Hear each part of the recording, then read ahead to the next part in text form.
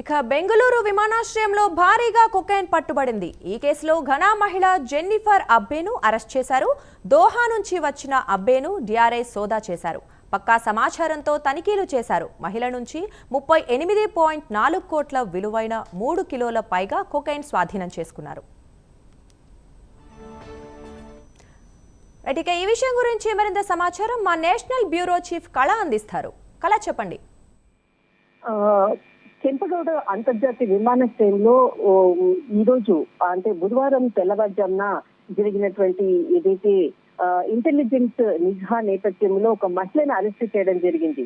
దాదాపు ముందస్తు సమాచారంతో భారీగా కొకైన్ ఇక్కడికి అంటే ఆమె ఇదే దిగుమతి చేస్తుంది అన్నటువంటి ఇన్ఫర్మేషన్ తో ముందస్తుగా కూడా మాదక ద్రవ్యాలను తీసుకొస్తుంది అన్నటువంటి ఇన్ఫర్మేషన్ తో అందడంతో ఒక్కసారిగా కూడా అలర్ట్ అయ్యి పోలీసులందరూ కూడా ఆమెని స్వాధీనం చేసుకున్నారు. అయితే ముఖ్యంగా ఏదైతే చెంపగౌడ విమానాశ్రయం దాదాపు ఇది ఒక ఐటీ హబ్ అయినటువంటి బెంగళూరు విమానాశ్రయం. ఇక్కడ చాలా మటుకు దాదాపు కొన్ని నెలలుగా మనకు రణ్యారావుకు సంబంధించినటువంటి గోల్డ్ స్మగ్లింగ్ అనుకోవచ్చు, తర్వాత మాదక ద్రవ్యాలు అనుకోవచ్చు, ఎక్కడి నుంచైనా కానీ కేంద్ర బిందువు మనకు చెంపగౌడ విమానాశ్రయం అని చెప్పవచ్చు. దాదాపు గత 4-5 నెలల నుంచి కూడా భారీగా కూడా మాదక ద్రవ్యాలు ఇక్కడ పట్టుబడ్డము, తర్వాత దీనికి సంబంధించినటువంటి కూపిలాగుతున్నటువంటి సందర్భాలను మనము ప్రతిరోజు కూడా మనము వార్తల్లో చూస్తూనే ఉన్నాం.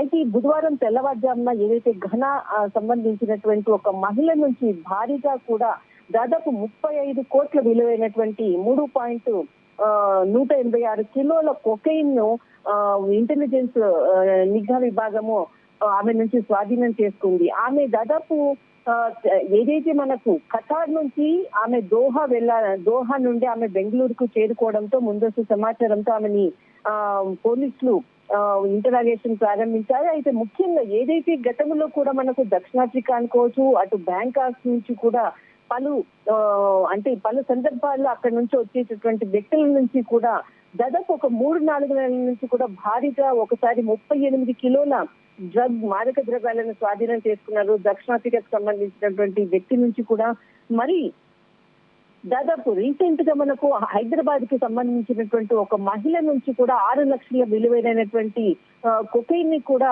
స్వాధీనం చేసుకున్నారు.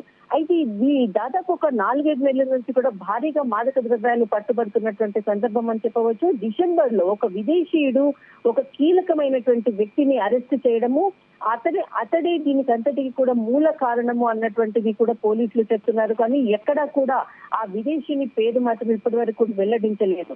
అయితే ఇతన్ని అరెస్ట్ చేసిన తర్వాత ఏదైతే మనకు డిసెంబర్ లో అరెస్ట్ చేసిన తర్వాత జనవరి తర్వాత ఫిబ్రవరి నుంచి కూడా ముందస్తుగా ఏదైతే కొకైన్ మాదక ద్రవ్యాలు అనుకోవచ్చు, ఇతర ఏ స్మగ్లింగ్ జరుగుతున్నటువంటి సమాచారము ఈ విదేశీయుని దగ్గరగా ఉన్నట్లు కూడా తెలుస్తుంది. అయితే ఈ స్మగ్లింగ్ వ్యవహారాల్లో ముఖ్యంగా కీలకమైనటువంటి వ్యక్తిగా ఈ విదేశీయుడు నుంచి సమాచారం రాబడుతూ ఉన్నారు.